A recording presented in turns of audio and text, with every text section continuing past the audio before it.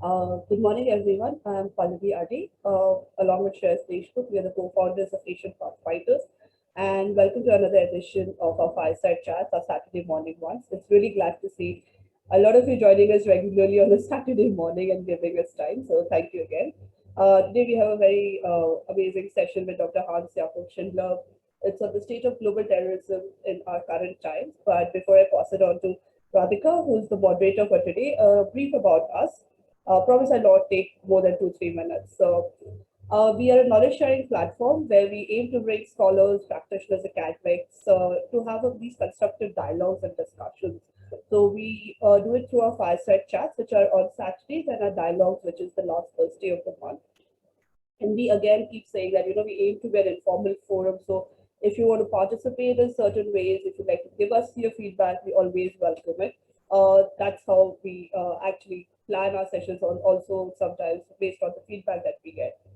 So basically about our upcoming sessions. So this entire month, starting with Dr. Schindler, we are doing a series of sessions on terrorism related issues, global terrorism.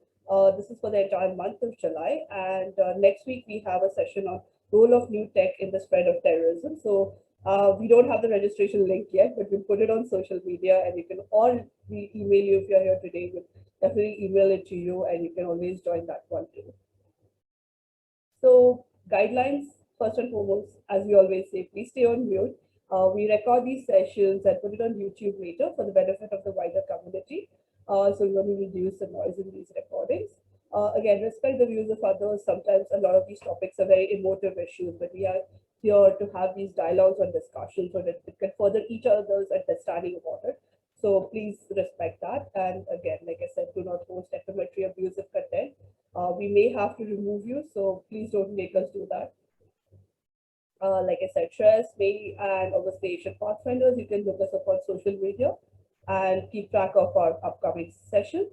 So today's session, before I give it to Radhika and her able hands, just a brief about Radhika. Radhika is currently the Geopolitical Intelligence Analyst at MitKat Advisory Services. She has about 5 years of work experience based out of India and Nepal, mainly in the field of research and policy reform regarding suicide terrorism, countering violent extremism, regional security, border management, and law enforcement. She has authored a book which is called Understanding Suicide Terrorism, which is based on a research she conducted with the Center for Air Power Studies, which is a think tank based in New Delhi. Her areas of interest include international relations, global security, violent extremism, and South Asian regional security and politics. She has published in peer-reviewed international journals and has participated in various security and armed forces related forums.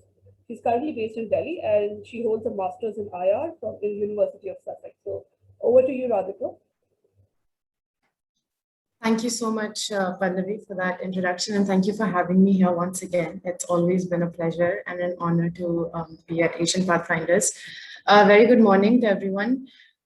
We are here, of course, to talk about an extremely important topic, which is the state of global terrorism today. And I don't say that it's important only because it aligns with my research interests, but it is truly an extremely important and pertinent subject in the times that we are living in today. Today being the new normal under the shadow of the pandemic. And I say that because COVID-19 has added to the list of global security challenges that the world faces. And under the shadow of this new global security challenge, it is important to revisit existing global security challenges such as terrorism and see how the new normal pans out for such a huge challenge. So if we look at it, if you think about it, with the onset of the pandemic, it seemed to a lot of people that terrorism was declining. And that is because, yes, the number of terror incidents that were being reported could be said to be a lot less in comparison to pre-COVID times. And in that technical sense, it did seem that terrorism was declining. But like, of course, COVID did present a technical or a logistical challenge to all organizations because we couldn't be in close proximity with each other. We could not mobilize or organize people in the manner that we once could. So just like that, it also did COVID presented a hindrance to the functioning of terrorist organizations like it did with all other organizations. However, what it did not manage to do was it could not dampen the spirit of organizations, their intention, that is, again, applicable to all organizations, including terror organizations.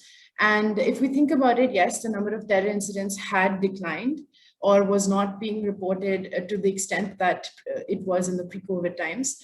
But there was an overall increase in extremism amid the pandemic. And that's because there were, the world as we knew it was seemingly collapsing, and systems were unable to cope. Several systems were unable to cope with the new challenges of governance. State mechanisms were crumbling.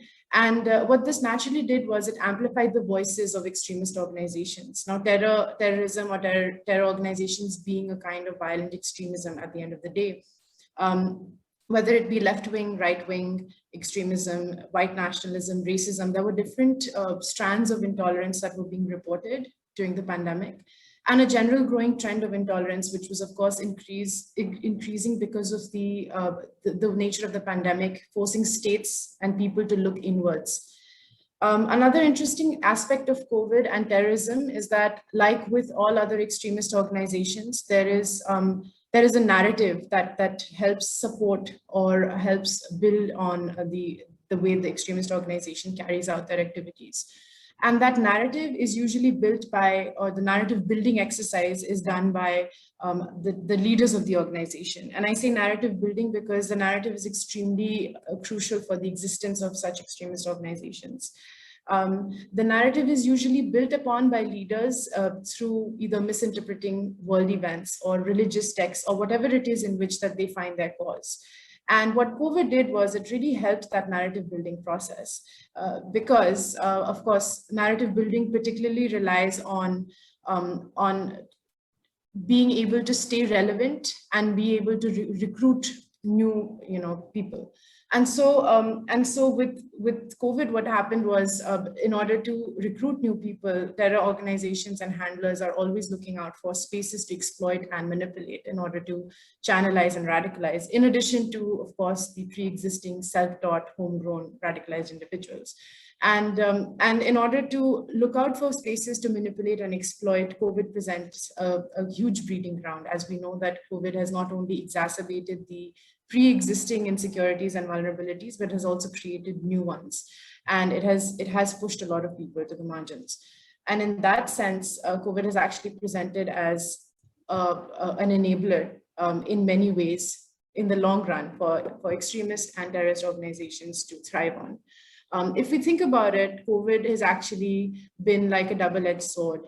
Yes, it did present technical challenges or logistical challenges for terror organizations, but in the long run, it has also helped them build and rebuild their narrative and perhaps even thrive with more potential spaces to exploit and then more recruits to be able to join their cause. I think that's one of the major points that a lot of people forget to stress on, and in general try to think that terrorism is declining and perhaps we've won the battle.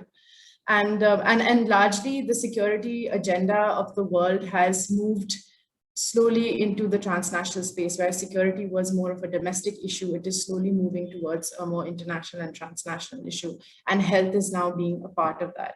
So those were just some of my few initial thoughts. We can discuss these in more detail, but we have an expert speaker with us who, of course, will share his insights and a lot more on these issues. Today we have with us Dr. Hans-Jakob Schindler, who is the Senior Director of the Extremism Project in New York and Berlin. He is co-chair of the Advisory Board of the Global Diplomatic Forum in London, a member of the Advisory Board of Justice for Kurds, and a member of the Board of Directors of Compliance and Capacity Skills International in New York. He's also a teaching fellow at the Academy for Security in the Economy in Essen. In 2013, he joined the ISIL, Al-Qaeda, and Taliban sanctions monitoring team of the United Nations Security Council. He served as the team's coordinator from 2015 to 2018. As coordinator, he regularly briefed the members of the Security Council on the global terrorism threat and was responsible for the development of global counterterrorism sanctions, including the global asset freeze against listed individuals and entities. Prior to his appointment, he worked as an associated partner for West Sands, an associated consultant for Sterling Ascent, and as program director for the Institute for Strategic Dialogue in the United Kingdom. Between 2005 and 2011, he held the position of First Secretary Political Affairs and Liaison to the Security Forces at the German Embassy in Tehran. From 2001 until 2005, he was part of the federal government of Germany's team investigating Al-Qaeda in Afghanistan, Pakistan, and Central Asia. Having studied in Tübingen at Georgetown in Washington, D.C. and Tel Aviv, he holds a master's and PhD degree in international terrorism from St. Andrews University.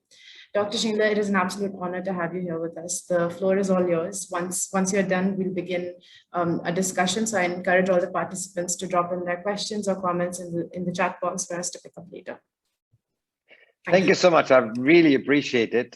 This was, of course, not only a very kind introduction of my career so far, but also the perfect summary of the situation which I'm going to address right now.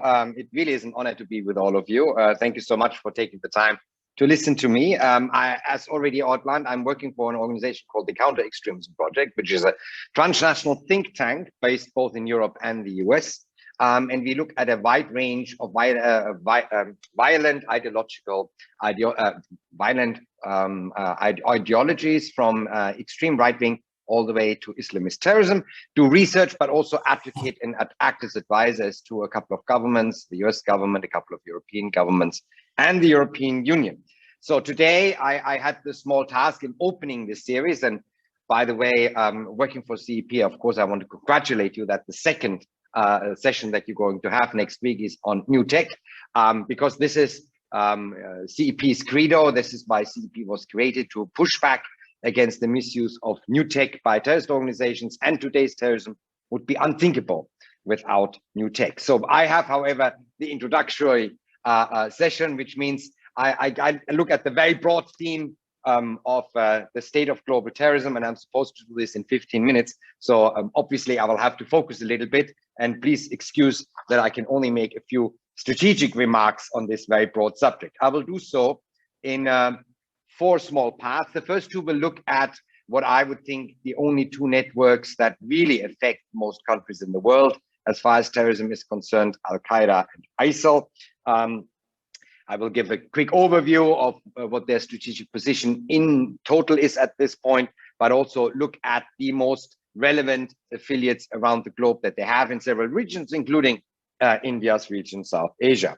But also, due to the rising levels of violence, both in North America, Europe, and Oceania, I would be remiss to talk about global terrorism if I wouldn't also talk about transnational violent right-wing extremism. So XRW is right-wing extremism in CEP speak. And finally, I will look at the cross-cutting issues, which obviously is a very short introduction, which for what hopefully will be a very interesting session next week on the misuse of online services. So let me, however, start with the global network of Al-Qaeda. Obviously, there was a lot of stories made about setbacks of Al-Qaeda, and they are very true and very real.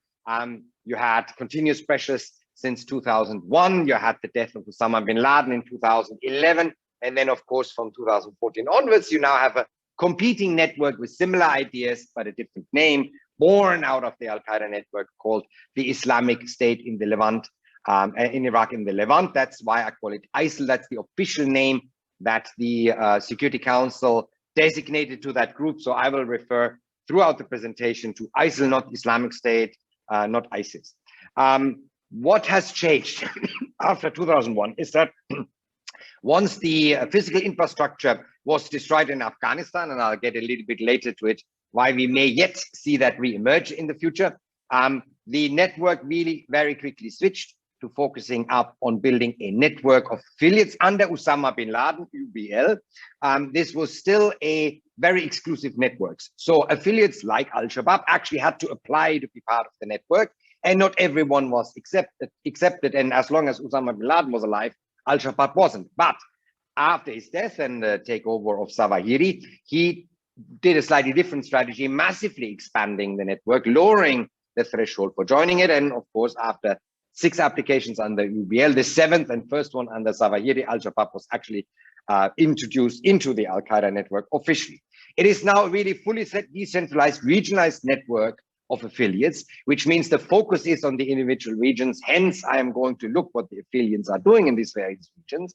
And the center, Zawahiri, is only just a few individuals in Afghanistan-Pakistan border region. That main responsibility of those is to keep an ideological brand maintenance and make sure that Al-Qaeda as a brand is known in radical Islamist circles, give very broad strategic decision-making, but has little to no influence on the actual operational decisions of its various affiliates.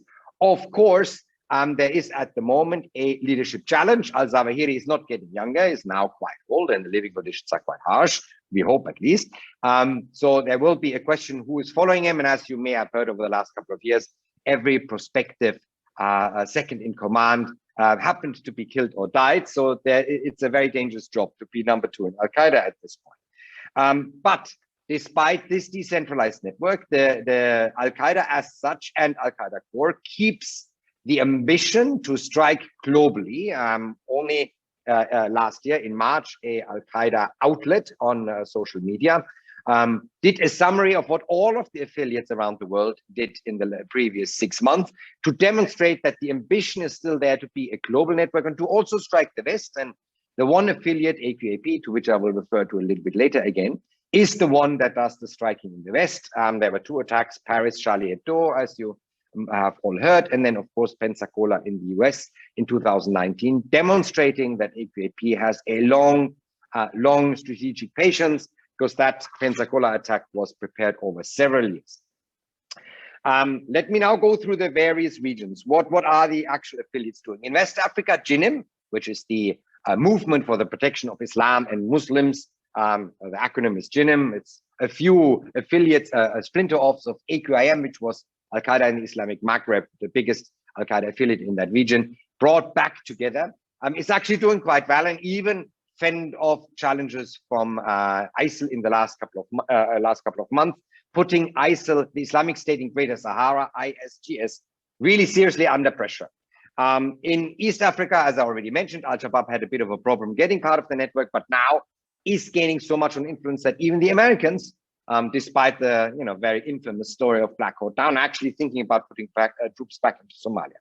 In North Africa, of course, Al-Qaeda in the Islamic Maghreb, as far as Libya, as far as Algeria is concerned, is rather weak at the moment, but it still operates out of southwestern Libya, where it procures arms and ammunition. So Libya still is the arms market for all conflict areas south of the country. In the Middle East, of course, we have a massive Al-Qaeda affiliate that did survive the onslaught against ISIL, called Hayat Tahrir al-Sham, and a offspin geared towards foreigners and foreign operations called Huras al-Din in Syria. And they are actually, at least HTS, the most powerful force in the province of Idlib right now. Obviously, HTS has separated officially from Al-Qaeda in 2016. However, only after asking the top leadership of Al-Qaeda for permission to publicly distance themselves, which of course calls into question the seriousness of that endeavor. And for the Security Council, and in my personal assessment, HTS is still fully part of the Al-Qaeda network. In the Gulf region, as I said, AQAP, despite leadership losses and the enormous pressure, not only because of the conflict situation, but also because of American drone strikes, is still continuing. Conflict always breeds terrorism, and there is hardly any conflict as brutal as the one in Yemen at the moment. So it is still there. It still has the ambition to strike Europe and the West. Moving a little bit closer to your region, or very close to your region, South Asia, of course, Al-Qaeda core, AQIS, this is the Al-Qaeda in the Indian subcontinent, a new brand affiliate that Zawahiri established, in my personal assessment, primarily to counter the propaganda of ISIL, saying we're going to set up a completely new affiliate in the region with most Muslims, as you know, living. Is still operating in Afghanistan, including, of course, some Al-Qaeda affiliate Pakistani groups. There is a very close and continuing relationship between Al-Qaeda core and AQIS operating in Afghanistan with the Taliban since 2019. They have consulted. The Taliban actually came to Al-Qaeda to consult with them about the withdrawal negotiations they had with the Americans. And just shortly before his death last year, the AQIS leader in Afghanistan, publicly congratulated the Taliban on their win, which also causes into question very seriously the statement of the Taliban that they are going to attempt to control Al-Qaeda and not allow any terrorist attacks emanating from Afghanistan. I very much doubt that this is going to happen. Because Afghanistan is deteriorating, the Taliban are just taking over at this point as we speak, northern parts of Afghanistan, which used to be the most stable one of the countries. Of course, Afghanistan also continues to be a threat towards Central Asia and potentially even to China. In Southeast Asia, we have Abu Sayyaf in the Philippines still very happily operating, not much on the terrorism front, but on the money-making front, with a very professionally set up KFR network, Kidnap for Ransom network. And we see a re-emergence of the Jamaah Islamiyah network, which was pretty much dismantled by the Indonesian authorities after the Bali bomb in 2002. But prison sentences end one day, and they also end in Indonesia. And so a lot of the Jamaah Islamiyah leadership has been released over the last couple of years and is rebuilding the network at the moment. What we see is regular attacks, single attack cells, but also quite infamous new methods like using entire families as suicide bombers. Now let me move to the global network of ISIL, which is operating in many regions in parallel to Al-Qaeda.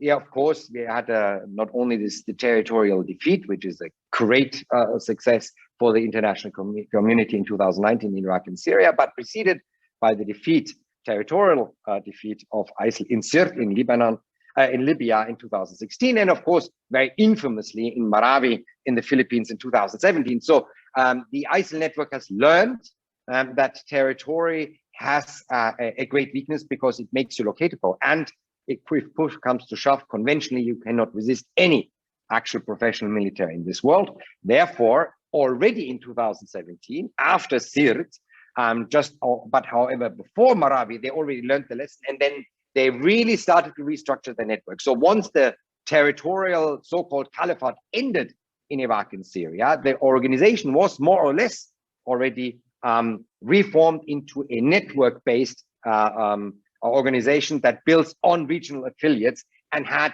diverged operational decision-making already downwards. As a consequence, the territorial defeat did not end ISIL presence in Iraq or in Syria, and we see a rising number of attacks over the last couple of months, COVID or not COVID, by ISIL, and we see a beginning campaign of attacks in Syria as well. The new leadership after al-Baghdadi was killed really does herald a new strategy, very similar to Al-Qaeda, in that it's less ambition to control territory, as good as this is for its finances, but more on actual terror attacks and building up a network of affiliates. The growth area where ISIL concentrated on was at the moment very heavily Africa, but also until Marawi, Southeast Asia. What is really important to understand is that the big, expansive so-called caliphate in Iraq and Syria still reverberates as far as the network is concerned, because it still continues to feed off the finances generated by oil, antiquities, extortion, selling of other natural resources during that time, because $100 million, which buys you a lot of terrorism over many years, is still missing. We know, or the international community, the Security Council knows it's been generated by ISIL during those years, but we've never actually seen ISIL spending it. So there is not a financial problem for ISIL, especially not ISIL core, in the next couple of years to be expected. In Africa is really where the Islamic State in Iraq and the Levant grew. We have several affiliates in West Africa. So on one hand, ISIL in the ES in the Greater Sahara, but also the Islamic State in West Africa province, which now is consolidating. It's too complicated to get into, but Boko Haram, who very early on declared loyalty to ISIL, split into two factions. One was led by Shekau, one was led by Barnaby. Barnaby was accepted by ISIL, Shekau wasn't. Shekau was killed this summer. So now we see a consolidation of those fighters of previously Boko Haram persuasion under the banner of ISIL. So things in West Africa are not going to get better. In Central Africa, ISIL actually managed for a long time, for the first time, to build up a new affiliate, ISIL in Central Africa province, in a region where there was no actual jihadist activity previously. So that is quite a feat, but also shows you how dire the security situation in all of Africa, from West Africa all the way to East Africa, is at the moment. In North Africa, despite continuous pressure from the Egyptian military, Ansar Beit al-Maqdis is still operating in the Sinai, which is an amazing thing because Ansar Beit al-Maqdis is not actually that big.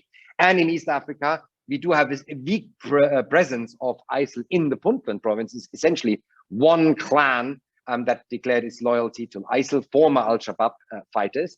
But their primary function at the moment is logistical support for the new affiliate, ISIL in the Central Africa province, which gives it even strategic depth into East Africa. In the Middle East, I already said, there's a continuous presence in Syria and Iraq, and in the Gulf region, there is a weakened, but given the situation and that the international community, Houthis, the Saudis, the Emiratis, the Americans, and AQAP fought against ISIL presence in Yemen, it's an amazing feat that they're still even present there. In your region, there is, of course, a strong ISIL presence in Afghanistan, as you may have all heard. It did spread into several parts of Afghanistan, North Afghanistan, and South Afghanistan, in addition to East Afghanistan. It's not pushed back into East Afghanistan, but it's very hard to delodge it there because it is in close cooperation and coordination with the Akademie network, which is supposed to be Taliban actually, but controls pretty much all of Eastern Afghanistan for the last 15 years. And this cooperation makes it very hard to dislodge ISIL, and also calls into question, again, once more, the Taliban statement that they will not allow international terrorism to emanate from Afghanistan. If ISIL isn't international terrorism, I don't know what is. Luckily for you, so far, there's not been a significant expansion of ISIL outside the Afghan-Pakistan border region, but there has been, verifiably so, a cooperation between ISIL and some Al-Qaeda or extreme Islamist groups in Pakistan, where they conducted the attacks and ISIL provided money and then took propaganda responsibility for them, for the attacks. In Southeast Asia, Marawi did actually push back the ISIL network, not because also a lot of fighters were killed, but primarily because their entire leadership of ISIL was killed in Marawi. So Isnion Hapilon, previously Al-Shabaab, died. The Mautu brothers, who were very, very important organizers and financiers of ISIL in Marawi, in southern Philippines, and of course Mahmoud Ahmad, a Malaysian coordinator that brought together various strands of radical Islamist fighters under the banner of ISIL, all died. So they have a leadership challenge, but they've learned that also in Southeast Asia, similar to Europe and the US and other regions, you can very skillfully use inspired and directed attacks of individuals. So of course, very famously, infamously, Sri Lanka, but also attacks on churches and communities in Indonesia and the Philippines have occurred. Globally, of course, the phenomenon of low-level attack methodology was announced as an official strategy or part of the official strategy of ISIL already in 2017 at the beginning of its rebuilding. And we do, however, see that despite the individual actors, lone actors that ISIL directs and inspires in attacks, there is still the ambition of ISIL to actually do complex attacks. In 2020, there was an attack cell, very classically linked to Afghanistan, arrested in Germany. It was planning a string of attacks in Germany and was led by ISIL in Afghanistan after traveling there. So it was a little bit of a mini 9/11 preparation going on there. However, we've now looked at those parallel networks, and you've seen in many regions they actually operate in the same region. I've talked a couple of times where they're fighting. However, there also is cooperation. For example, Abu Sayyaf, the KFR methodology, machinery, which produces a couple of $million in kidnap for ransom payments during each year, is financing both ISIL and Al-Qaeda fighters in Southeast Asia. So there is also cooperation, and there is unfortunately no hope that, at least at this point, those two networks are going to get into a death struggle with each other in major regions, and therefore would mutually weaken itself. So they actually operate more in parallel and in cooperation than they actually operate in conflict. Now let me turn to the issue of right-wing extremism, because this is a growing debate, and last week was just the United Nations Counter-Terrorism Week, and the global heads a meeting of heads of counterterrorism agencies in New York, and this was a big feature. Also last year, my organization, CEP, was tasked by the German Foreign Ministry to write the first ever report looking at the transnational links between European and US violent right-wing extremist and terrorist networks. So it is a big issue in Europe, North America, and Oceania. As I said, very infamously, of course, the Christchurch attack made this an issue also a little bit closer to your region. So what is actually new here? What we found when we looked at those transnational links is that new narratives in the last 15 years, such as the Great Replacement or white genocide, redefine who the enemy of violent right-wing extremism and terrorism is. It's not a hyper-nationalist enemy, meaning I don't like any foreigners. I do now, with these narratives, define an enemy much broader. It's anyone who is not white. So in a way, white supremacy is actually not a bad terminology for this. Saying through deliberate and organized from these nefarious elites that no one really knows who they're supposed to be, apart from a few individuals who are named, and then turns out they all happen to be Jewish, which means it's a new version of the conspiracy theory of a world Jewish conspiracy packaged nicer, right? These brown people, in inverted commas, destroy European, destroy American, destroy Oceanian Western culture, and therefore we need to all fight them. That allows Germans to cooperate with Italians, and Poles to cooperate with Americans, and Brits to cooperate with Hungarians very easily, because the issue of hyper-nationalism is no longer the main issue.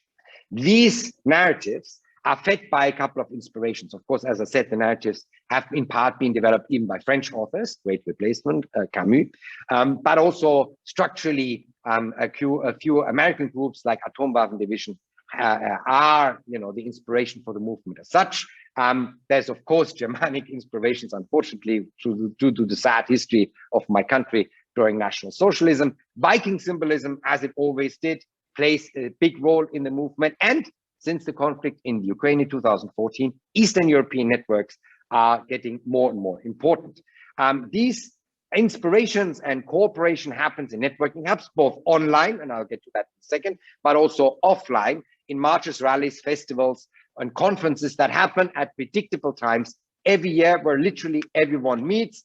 For example, the Independence Day March in Poland that happens every year, or some of the great grand festivals with 9,000-10,000 participants in Germany, where people get recruited, but also they act as a financing team, which is the next and aspect I want to get to, because this week, or this past week, the FATF published the first ever report on the financing of violent right-wing extremism. If this is what interests you, I really advise you to read that report. It's very informative, but it also confirms what CEP had already said a year beforehand, is that you have a couple of major income streams. Events, festivals, mixed martial arts events, organized by right-wing extremism, extremist groups and networks, are acting as a massive income stream, several $100,000 euros each per event, and there are several of those during the year, and in turnover.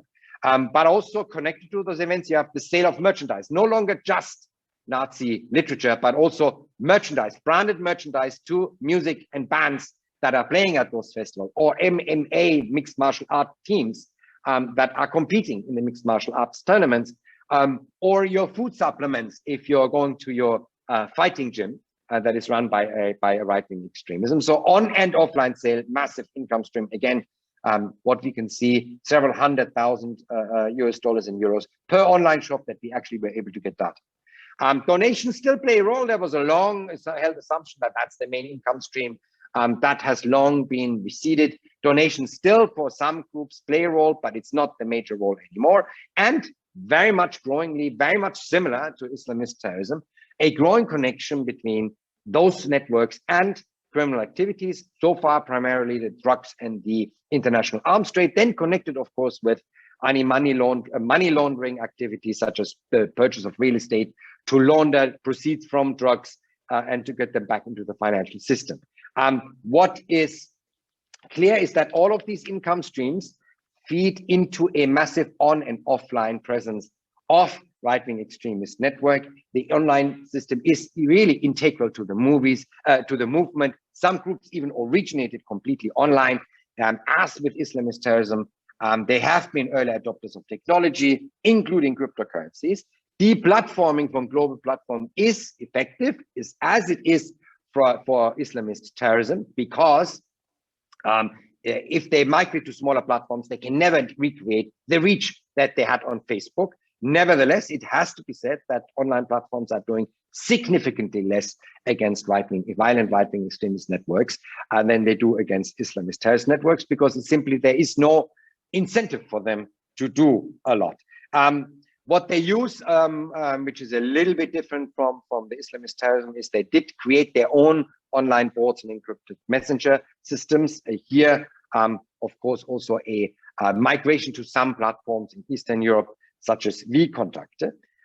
But it is also clear that no other terrorism phenomenon was as easy, was as successful in taking over COVID-19 as an opportunity than violent right-wing extremism. You see here on the left a picture of the storming of the German Bundestag, which is the federal parliament, which happened in August 2020, and is in many ways a little trial run for what happened in the January 6th in the US. Again, a very large, varied group of right-wing extremists.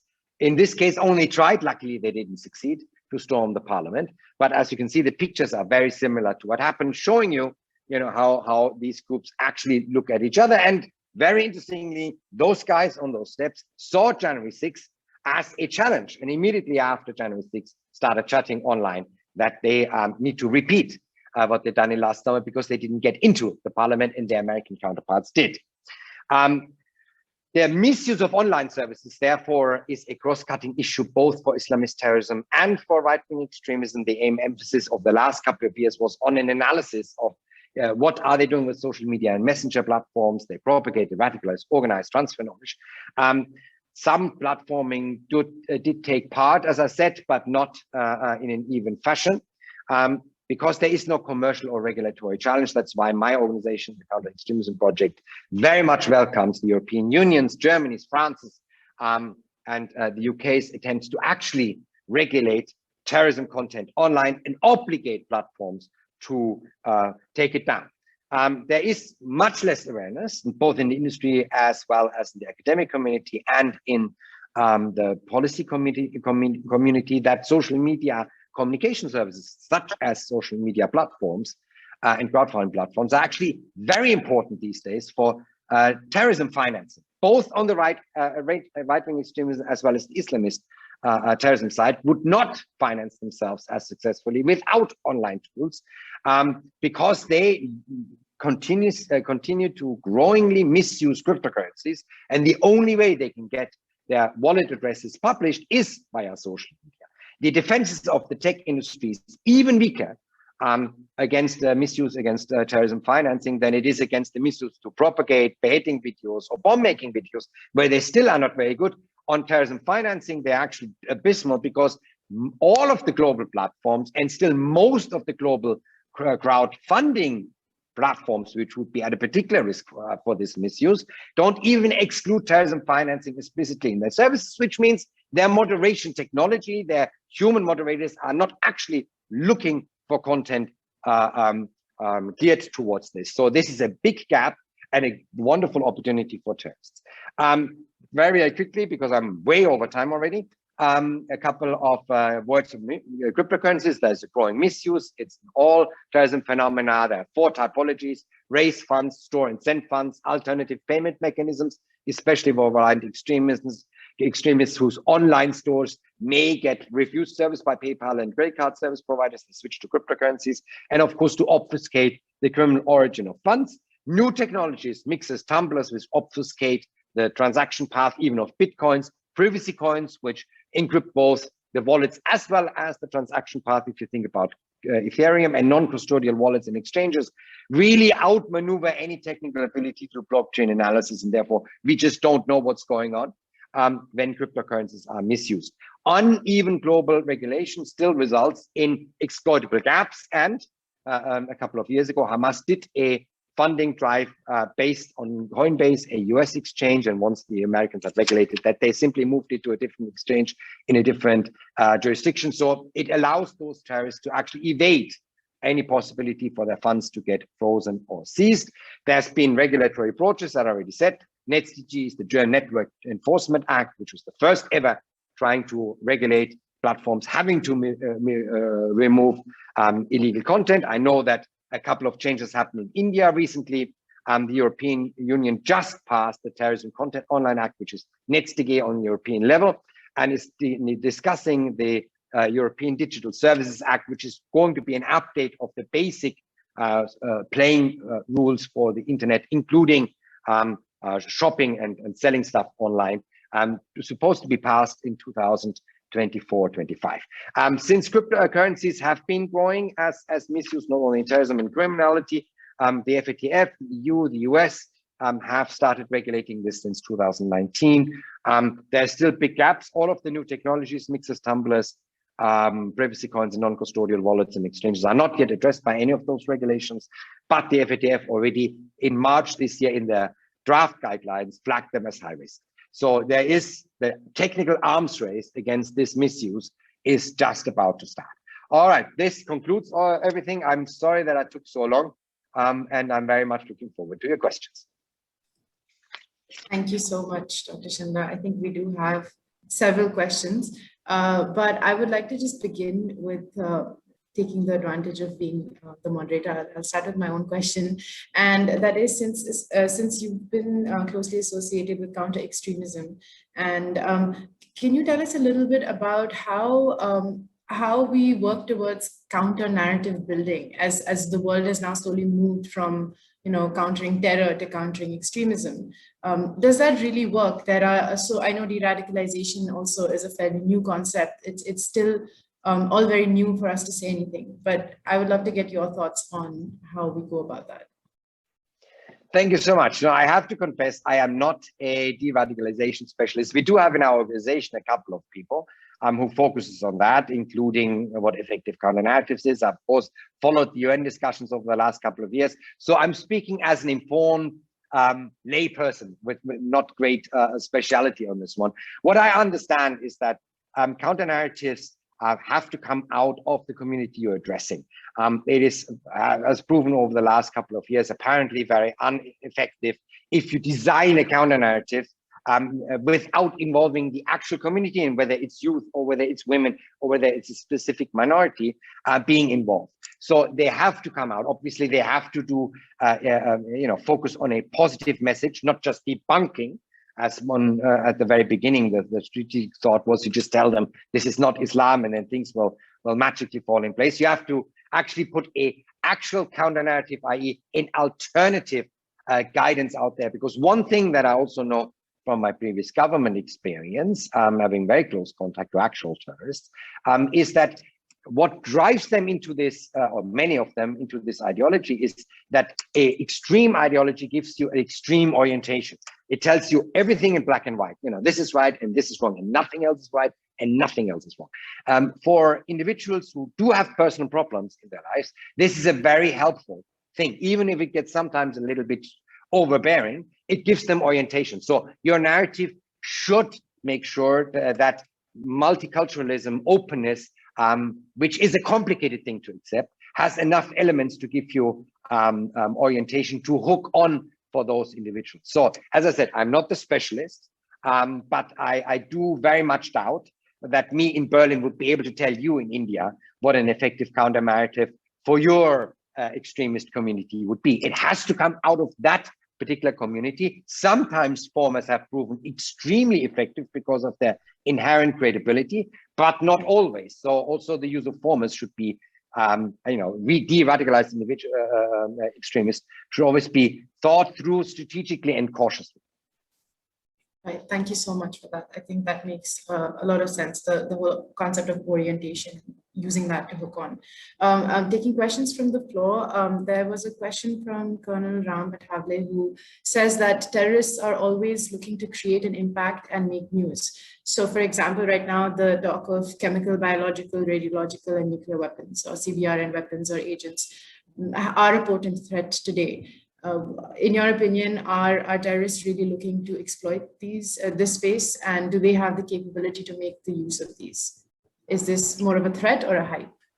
I mean, the Security Council from its onset really was thinking about this threat. There's a parallel committee of the Security Council called 1540, which was supposed to, and did very successful, install some basic safeguards for all of those elements of weapons of mass destruction around the world.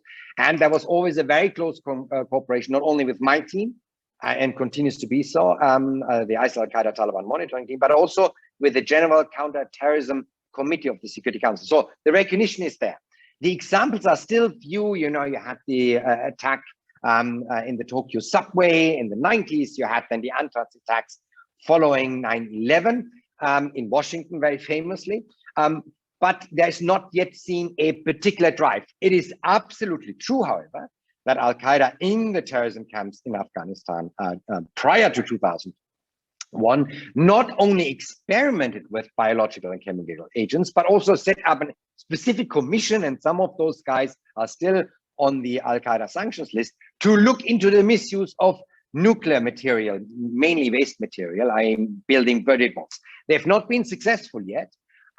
One aspect of this may be that it is going to be quite difficult to acquire these materials unless biotechnology gets even more democratized as it is now. And the easy methodology attack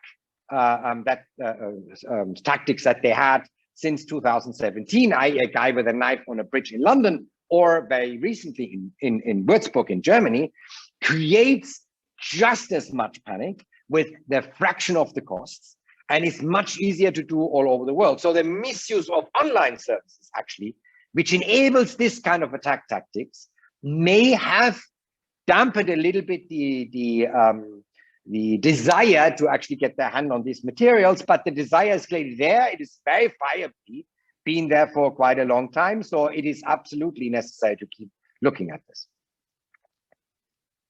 Thank you very much. We have a question from the Philippines, actually. There's a question from Moira, who says that to add to your point of cooperation between Al-Qaeda and ISIL affiliates in that region, due to tribal or clan affiliations, is this a similar dynamic at play in other regions as well, where both of these groups operate, or is this specific to a certain region only?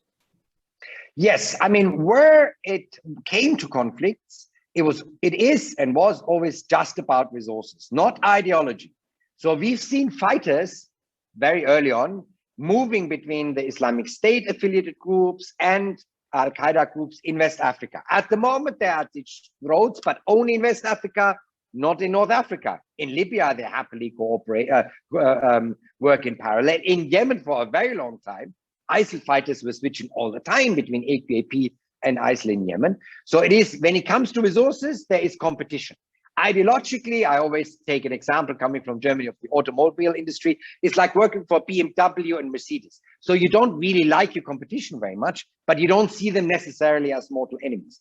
And the real, small ideological differences, who gets attacked first, the Takfiri ideology, that is debated very highly on the intellectual ideology level, isn't really mattering to the fighter in West Africa or to the fighter individuals in Afghanistan or somewhere else. They go where they get better pay.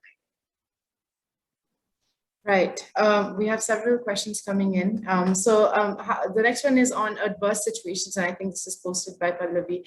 How are adverse situations like COVID-19 or the state of the economy, how are these used and exploited by terrorist or extremist organizations in order to recruit new members?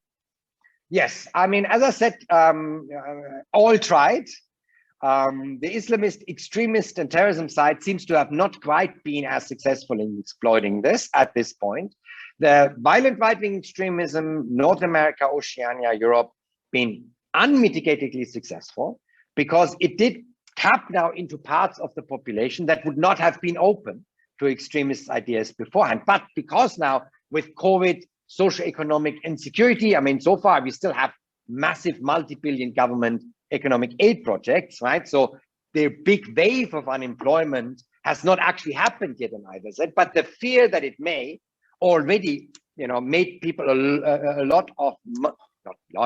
many more people than before very critical of the establishment of the political leadership and opened them up, and they immediately pushed into this online and offline. And that's what led to the attack in August on the German parliament. That was a massive COVID critical demonstration. And this was at the tail end of that very same demonstration that this storming took place, done by violent extremist groups. So they really took advantage of this. By the way, just one comment to your introduction, at this point. Yes, there are less attacks in your country. There's less attacks, or statistically speaking, in Europe and North America. Africa did not see a lot. Africa saw a massive spike in violence. Many other regions, Afghanistan, massive spike in violence. Iraq, rising levels of attacks by ISIL.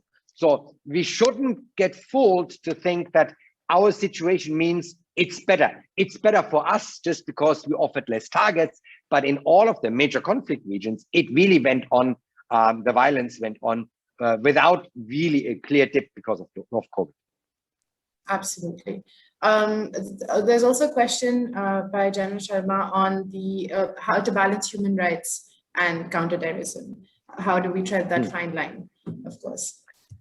It is indeed a fine line, and it is really a very, very difficult balance. So obviously, coming from the UN, I say any counterterrorism actions always needs to be compliant with human rights and international humanitarian law and international human rights law. That means you have to be very careful not to overuse instruments that exist, like travel restrictions or freezing of assets. So a strong judicial system grounded in those values, a legislature which takes these values into account when they design regulations and laws is really crucial here, because a security service in any country, even in liberal democracies like Germany, will always use 100% of their power, 100% of their time. That's their responsibilities. So societies, legislatures need to think hard what powers you give a security service and strike that very, very difficult balance. But that's a discussion that each society has, and there's very little advice I could give as a German to India or to any other country for that matter on how the concrete measures should be designed, except for the appeal to make sure that you don't put out the baby with the bathtub here. You shouldn't restrict the freedoms and civil liberties, even though it may be a risk of your population, because that's exactly what the terrorism ideology is aiming for, to further their narrative that as a Muslim, you cannot live in Europe. As a Muslim, you cannot live in India. Or as a European, you can no longer live in Europe because of all of, if you think about violent extremism, all of the foreigners are here, are taking over the country. So it is always a hard and tough debate, but it's one that is necessary. Right. There's a question from Shreyas. So he says that prior to President Biden's announcement of the withdrawal of troops from Afghanistan, German minister had visited Afghanistan, was planning to increase the number of troops even. This shows that coalition assessment on the situation in Afghanistan was different from the US's assessment. And so the US withdrawal seems to be a completely political decision. How do you see the fallout of this decision? And also, what are your views on the future of NATO's counterterrorism strategy? Yes, I mean, first of all, the decision to withdraw is not a Biden decision. It's not even a Trump decision. It was a plan of the Americans. Sooner or later, wars have to end. Whether this is a particular opportune moment or not, whether there were more opportune moments in the past or there would be more opportune moments in the future, is really tough to say. But this is a long-term strategic decision. As far as Germany is concerned, the withdrawal really is primarily also caused by our inability to actually supply our troops without American help. We need the infrastructure in order to be able to operate that far from Germany. We simply don't have the logistics in order to do that. That's why also Germany is withdrawn. Obviously, everyone is looking with great concern to the internal developments, the really strengthening of the Taliban in the last couple of months. As I said, I expect Al-Qaeda, ISIL, and others to fully make a comeback into Afghanistan in the medium, if not already in the short term. Americans have proved in other regions as well that they can do over-the-horizon counterterrorism, and they have always said they're going to withdraw their troops, but they are going to maintain a counterterrorism capability to prevent the worst of the worst. But this is a very difficult situation, and the decision to withdraw was not an easy one. I do not expect better days for Afghanistan, at least in the short term, as this situation develops. Thank you very much for that. There's a question from Dr. George Varghese, who says that perspectives on extremism and terrorism have primarily been largely statist or Western or Eurocentric. It is pointed towards stability, peace, and prosperity in the global north. How can we shift to include perspectives that are more mindful of the perception of threats or extremism in the global south, especially where states are, relatively lesser capable or, lesser caring? Yeah, I mean, look, coming from the Security Council, I would dispute the fact that this is the global north, right? That the council is always composed of 15 members, has always been, since the global counterterrorism architecture has been set up since the founding of the UN, which means the perspective of the global south was always there. There's always African members, there's always members from South Asia, from Southeast Asia, from Africa. So, the global south has always been at the table. And very honestly, the massive capacity building programs of the UN are all geared towards the global south. So yes, the attacks that triggered all of this in 2001 happened in the global north. But the UN, at least, Interpol, if you think about international structures, the European Union, if you think about multilateral structures, has been very distinctly geared towards the global south. Because without any stability in the global south, there won't be long-term stability in the global north as far as terrorism is concerned. I think there's also a question on the possibility of India and the European Union cooperating in South Asia, especially post the US withdrawal in Afghanistan. Do you see that as a possibility? I mean, obviously, Afghanistan is very close to India, and you have a neighbor that you know very well in between the two of you. It is always going to be quite difficult. I mean, apart from political and financial aid, the European Union is not yet geared towards an actual counter-terrorism capability that goes beyond capacity building. That's what the European Union does. So obviously, the European Union is, as far as I can see, and I'm not a European Union official, willing to cooperate with whomever is receptive. There are a couple of things that you have to accept, including respect for human rights, humanitarian law, international human rights law, if you do cooperate and get finances from the European Union. But if those criteria are met, I cannot see why the European Union would not want to cooperate with anyone willing to do so. Thank you very much, Dr. Schindler. I think, as Pallavi said it, I will stick to German Standard Time. We've reached exactly 12 p.m. in India, and I think with that we should come to an end. I think there were a few questions here and there that I had to overlook, but I think you managed to answer them anyway in your answers. So thank you very much for being here. It's been an absolute pleasure and a real honor to have you here. Thank you so much. The honor and pleasure was definitely all mine. I really enjoyed our discussion. Thank you so much for the kind invitation and the wonderful moderation. I'm very much looking forward to staying in touch and hopefully see all of you again very soon. And again, let me highlight New Tech in Terrorism next week. That should be an interesting one. Thank you so much. Thank you so much, Dr. Schindler. Thank you, Radhika and Dr. Schindler, for this amazing session. I can see already from the chat section, everyone really did find this session very useful. So, as Dr. Schindler said, for us, look forward to the next session and see you all later. Bye. Have a good weekend. Thank you. Bye-bye. Thank you, Dr. Schindler. Bye-bye. Bye-bye.